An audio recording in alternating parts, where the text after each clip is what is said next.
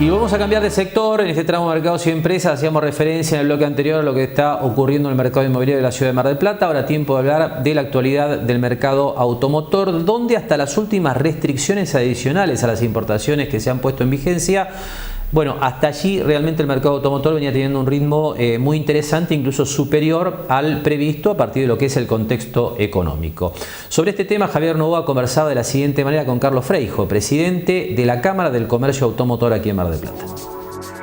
Bueno, el mercado del 0 kilómetro es un mercado que está aceptable, si bien no tenemos una gran oferta de vehículos 0 kilómetros porque hay una demora bastante notoria, a pesar de que hay una excelente demanda, pero es un mercado que podría dar muchísimo más si tenemos en cuenta que tenemos una demanda muy buena.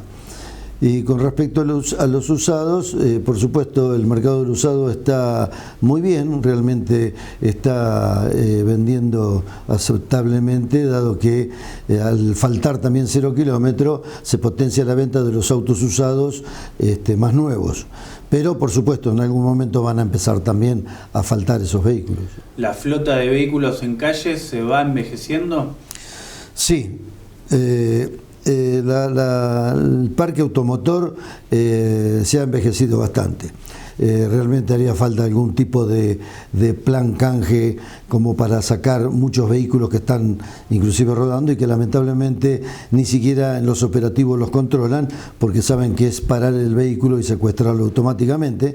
Son vehículos ya con más de 20 años que están circulando y que lamentablemente no se los controla, más allá de que uno a veces piensa que la gente que tiene esos vehículos realmente no los puede cambiar, pero también hay que tener en cuenta que son vehículos que ocasionan diferentes problemas o potencialmente algún accidente, dado que no están en las condiciones que deberían estar porque no pasan una BTV. Entonces eso hace que el mercado, el parque automotor esté envejecido y sin mucha posibilidad de recambio. Ahora, Carlos, sorprende que tenemos un sector donde hay una demanda muy buena, mucha gente que quiere vehículos 0 kilómetros y que hace muchísimos meses que venimos hablando y no se cambia nada para que esto se modifique, se solucione. Sí, es una decisión que debe partir del lado del gobierno y realmente sigue siendo inentendible que habiendo demanda, existiendo la posibilidad de cobrar o ingresar más divisas por la parte impositiva, el vehículo tiene arriba del 50% de carga impositiva que el gobierno de alguna manera no lo percibe porque no se venden los 0 kilómetros y el principal problema está en el cierre de la importación que no deja que ingresen autopartes y partes mecánicas imprescindibles para la finalización de los vehículos 0 kilómetros y eso hace que se vaya demorando la entrega de 0 kilómetros de una manera inentendible ya que la demanda está. Y los comentarios de Carlos Freijo, de alguna manera, bueno, justamente están en la misma dirección de lo que son las cifras de patentamientos de vehículos 0 kilómetros en los primeros meses de este año 2023. Justamente en los últimos días se conocieron las últimas cifras de acá, de la Asociación de Concesionarios de la República Argentina, que muestran lo que usted comienza a ver en pantalla. Datos que muestran que en julio se patentaron 43.641 vehículos 0 kilómetros, esto es un crecimiento del 12,1% con respecto a julio del año 2022, con lo cual el acumulado de los primeros 7 meses del año marcan un nivel de patentamientos de casi 280.000 unidades, con un crecimiento interanual del 12,3%. Como decía Freijo, sin lugar a duda, aquí lo que hay es claramente una demanda en exceso, básicamente porque, digamos, hay poco destino para los pesos que sobran en nuestra economía. Pero claro, el problema comienza cuando se advierte el faltante de vehículos 0 kilómetros que se va acelerando progresivamente. En el segundo tramo de la charla, justamente Carlos Freijo hace mayor énfasis en lo que tiene que ver con las restricciones a las importaciones, algo que se nota y mucho en lo que tiene que ver con la disponibilidad de repuestos. Sí, hay repuestos en este momento y autopartes que es increíble que no estén en el mercado y que normalmente esto lo puede saber cualquier persona que haya tenido algún inconveniente con el auto, que va a un taller y se encuentra que una vez que se desarma el vehículo y que se ve qué es lo que tienen que reemplazar, se encuentran con una demora a lo mejor de 10 días, 15 días y cuando no, arriba de un mes o 2 meses, porque no hay el repuesto necesario y hay que esperar que lo envíen desde fábrica o desde algún lugar en donde pueda ser luego reemplazado. Es un problema realmente importante, inclusive con los autopartes. Un auto chocado, a lo mejor falta una parrilla, o faltan los faros o faltan los guardabarros y no se puede reemplazar a veces por los alternativos porque no son tampoco el repuesto ideal. Así que todo esto hace un combo que lamentablemente frena un mercado que estaría absolutamente en mucha mejor posición, ¿no? ¿Y la fabricación nacional de vehículos en qué nivel está? Y la fabricación nacional de vehículos, sí, esos vehículos son los que más se están vendiendo, pero también el vehículo de fabricación nacional tiene autopartes importadas, entonces es prácticamente lo mismo. Si bien hay un poquito más de participación en cuanto a la oferta, no es la ideal. Lo ideal era como teníamos el mercado, se había logrado equilibrar en cuanto a oferta y demanda, había financiación, que es otro de los temas. Hoy no hay financiación, salvo alguno que otro plan de fábrica, pero tampoco hay una gran financiación. Entonces es todo un motivo para que las ventas se frenen en ciertos porcentajes, ¿no? Ahora, lo que estamos hablando no es de una persona que no puede comprarse el auto que le gusta y nada más, sino que son menos fuentes de empleo, es una industria que se paraliza, son ingresos que no entran finalmente al Estado. Mira, justamente eso hay que tenerlo en cuenta porque alrededor de la fabricación de un vehículo y de la venta de un vehículo hay un número muy importante de otras fábricas y comercios, digamos, satélites de la comercialización de un vehículo 0 kilómetro. Y bueno, eso por supuesto también se frena, ¿no? Acá tenemos que tener en consideración la fábrica de neumáticos, de tapizados, de electrónica, infinidad de otras industrias y otros sectores que van de la mano del vehículo, ¿no? Las compañías de seguro. Esto ya en algún momento lo hemos tratado hace unos meses cuando no había cubiertas. También esto de alguna manera aumenta la delincuencia.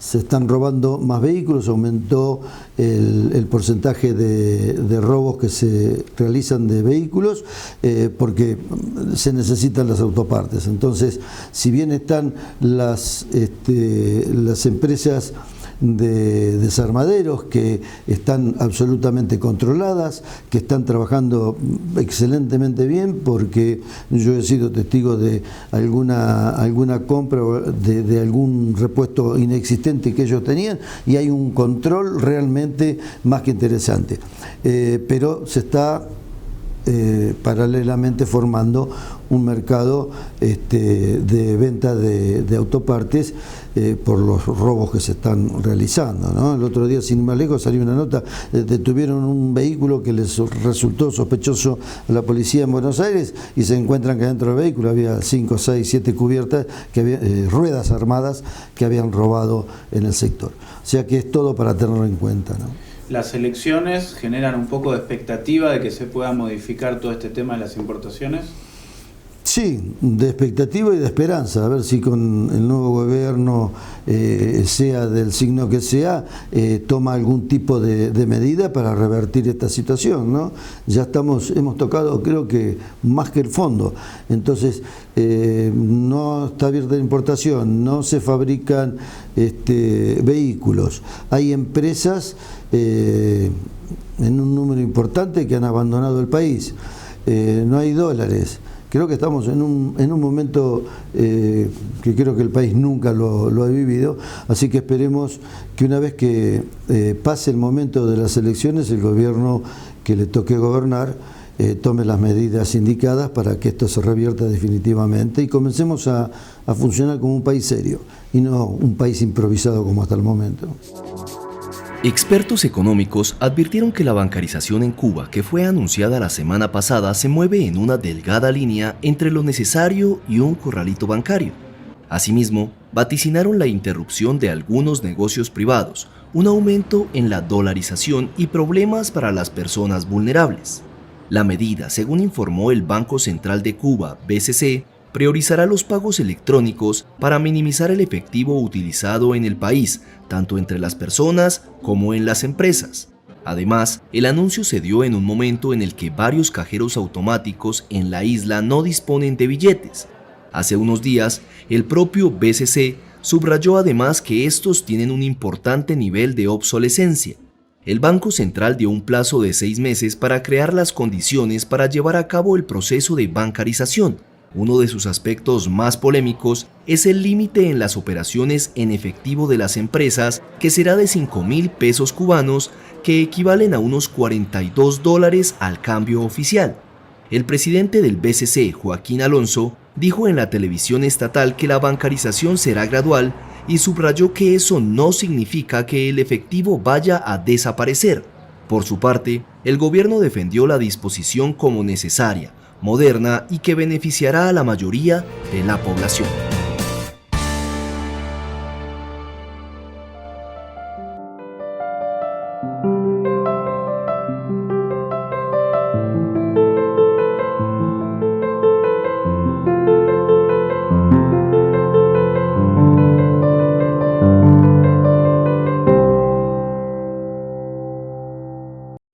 Lo esperamos en Mar del Plata Bursátil para asesorarlo en su mejor alternativa de inversión o financiación para su empresa o negocio. De lunes a viernes, de 10:30 a 17:30 horas en Corrientes 1723, teléfono 561-6000, www.mdpbursátil.com.ar.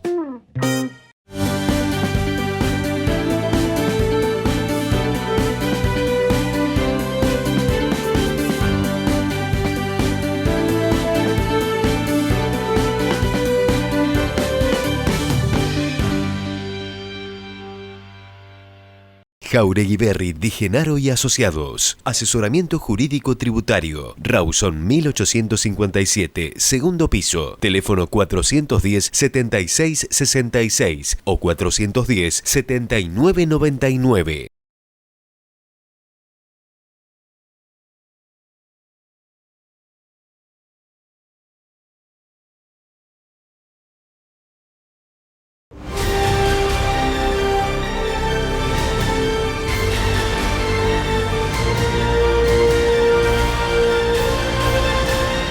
Gran astillero argentino es marplatense.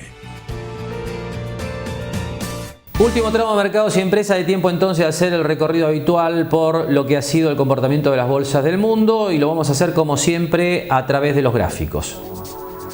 Comenzamos el recorrido por los principales indicadores de las bolsas del mundo a partir de lo que ocurrió en estos días con el rendimiento del bono 10 años en los Estados Unidos, que volvió a operar en alza. Esto recuerdo que tiene que ver con lo que es la caída de los bonos, que eleva el rendimiento justamente de los títulos del Tesoro estadounidense. Y esto se dio en esta semana en particular, a pesar del dato positivo en la visión de los analistas que se conoció con respecto a la inflación en julio en los Estados Unidos, que marcó, si bien una leve recuperación con respecto a la tasa de inflación que teníamos el mes de junio del 3%, hablamos siempre de inflación interanual por supuesto, ahora en julio se va al 3,2%, pero más allá de esto, el registro fue inferior al esperado por los analistas, e incluso la inflación núcleo, es decir, la que excluye alimentos y energía, que son los dos componentes más volátiles, se redujo con respecto al mes previo. Ese día, en particular, los mercados tuvieron una reacción positiva desde el punto de vista del movimiento de los índices, pero la tasa, el rendimiento de los bonos a 10 años subió de manera sorpresiva, y esto posteriormente golpeó a los mercados. Como vemos en el gráfico, básicamente, por el momento, el rendimiento de los bonos americanos continúa en tendencia positiva, bien por encima de esta línea amarilla con pendiente en este momento horizontal o plana, que, bueno, marca básicamente lo que es la tendencia de medio y largo plazo de los indicadores financieros. Si nos vamos a mirar qué pasó en la semana con el dólar, que es otro de los indicadores claves que ha venido moviendo los mercados en los últimos meses. Bueno, tenemos que decir que el dólar se ha fortalecido esta semana con respecto a la canasta de monedas que mide el índice DXY, que es el que tenemos en este momento en pantalla. Si bien este índice viene con tendencia negativa, esto está claro a partir de lo que es la pendiente justamente negativa de la media de 40 semanas, bueno, lo que hemos visto en las últimas 4 semanas es una recuperación sostenida que no es un buen dato para las bolsas del mundo. Habitualmente suba de tasas y fortalecimiento del dólar golpea a los activos de riesgo y esto es lo que hemos visto en la semana que cerramos este viernes 11 de agosto. De aquí vamos entonces a los principales índices de las bolsas del mundo, donde por supuesto el recorrido arranca en el Standard & Poor's 500, el índice que agrupa a las 500 compañías de mayor capitalización bursátil en el índice, que cierra en negativo por segunda semana consecutiva, una baja ligera, pero baja al fin de 0,31%. Y aquí lo que uno puede observar desde el punto de vista técnico es que estas 2 semanas consecutivas de baja, está claro que no, le diría, cambian por el momento lo que es la tendencia positiva de mediano plazo que trae la bolsa americana, a partir de lo que es, bueno, la lectura de esta media de 40 semanas que hemos visto en los otros gráficos, que tiene pendiente positivo y los precios están bien por encima de esa media, con lo cual, bueno, reitero la idea de que por el momento esto puede interpretarse como una corrección, es decir, una baja parcial de lo que han subido los activos de riesgo en los Estados Unidos en los últimos meses. Y bueno, estamos básicamente en una pausa dentro de esa tendencia alcista. Algo mayor fue la baja que vimos en el Nasdaq en estos días. Aquí ponemos ahora al Nasdaq compuesto, que agrupa a todas las compañías que se negocian en el Nasdaq, un mercado básicamente concentrado en activos vinculados con el sector tecnológico. Segunda semana consecutiva de caída, en esta oportunidad 1,90%. Naturalmente, las acciones de crecimiento, las acciones tecnológicas más sensibles a los movimientos alcistas de las tasas de interés. Pero aquí hay que recordar también que el índice Nasdaq es el que había liderado esta suba y está bien por encima de la media de 40 semanas, con lo cual otra vez la idea central en este movimiento parece ser que estamos viendo una pausa en la tendencia positiva que arrancó en los mínimos que viéramos en octubre del año 2022. Pasando a otros mercados, vamos ahora a las acciones europeas a partir de lo que ha sido el comportamiento del fondo BGK en los Estados Unidos.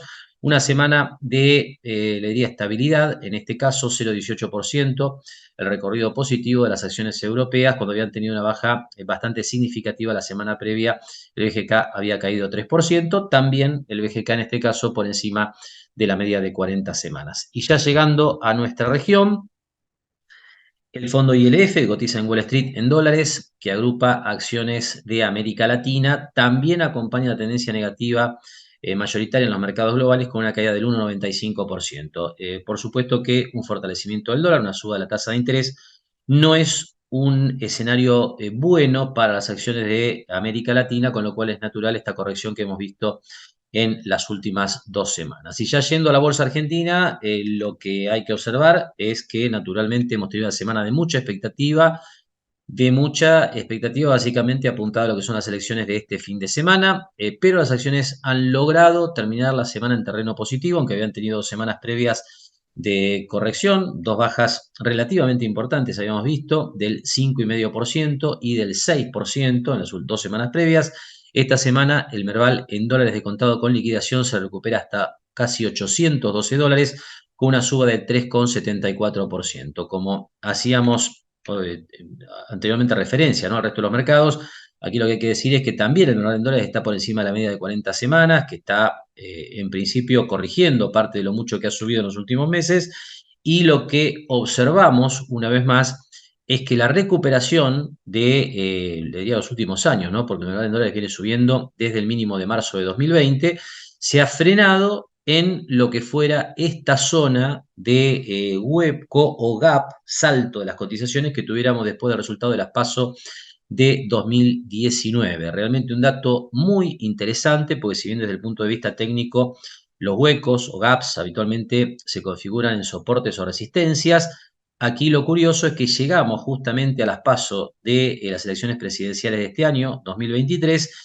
en niveles similares a los que abría el mercado después de las PASO del año 2019. La reitero, semana de mucha expectativa, de cautela entre los inversores, pero así todo el Merval en dólares se las ingenió para terminar con una suba del 3,74%. Bien, y después de este resumen de lo que ha ocurrido en la semana en las principales bolsas que habitualmente tomamos como referencia, y antes de ir al cierre del programa vamos a repasar cómo están quedando las principales variables en esta semana previa a las PASO aquí en la Argentina: dólar, bonos y, como siempre, el dato clave, las reservas internacionales del Banco Central. En primer lugar, compartimos los distintos mercados del dólar, registro que ya habíamos puesto en escena en la apertura del programa, destacando una vez más que el blue se ha consolidado como el dólar más caro dentro de los distintos mercados libres, termina en 605 pesos con una suba del 5,40%, el MEP 540 pesos sube 4,83%, y el dólar oficial con una aceleración de la suba del billete en este mercado único libre de cambio, 298,50, sube en la semana 2,58%. En el mercado de bonos, mayoría de subas entre los títulos en dólares con legislación local. Tenemos como la suba más importante dentro de estas series la del 2035, que sube 4,47%. En sentido contrario, el Bonar 2041 termina la semana con una baja del 1,20%, pero semana positiva en general para los títulos públicos de la Argentina, de alguna manera copiando la tendencia positiva que se observó en el mercado de acciones. Y por último, otra vez la variable clave en este escenario, en esta coyuntura, las reservas internacionales del Banco Central, que caen en la semana 703 millones de dólares. Destacamos nuevamente que esto se da a pesar de la vigencia plena del dólar agro en su cuarta versión, con lo cual, agosto ya se pone en terreno negativo. Hasta la semana pasada el dólar agro permitía una ligera recuperación. Reservas netas con un número negativo superior ya probablemente a los 10.000 millones de dólares. Digo probablemente porque estas son estimaciones a partir de los números que publica el Banco Central. Con lo cual el año en términos de reservas brutas ya está en un registro negativo cercano a los 21.000 millones de dólares. Y con este panorama de las principales variables financieras nos vamos yendo ya al final de esta nueva emisión de Mercados y Empresas. Última semana previa a las PASO y mucha expectativa, por supuesto, para los mercados financieros acerca de lo que pueda pasar en términos de movimientos de mercado y también de toma de decisiones de política económica a partir del lunes 14 de agosto. Con este comentario vamos cerrando, nos despedimos como hacemos habitualmente hasta el próximo sábado a la hora 18. Gracias y muy buen fin de semana.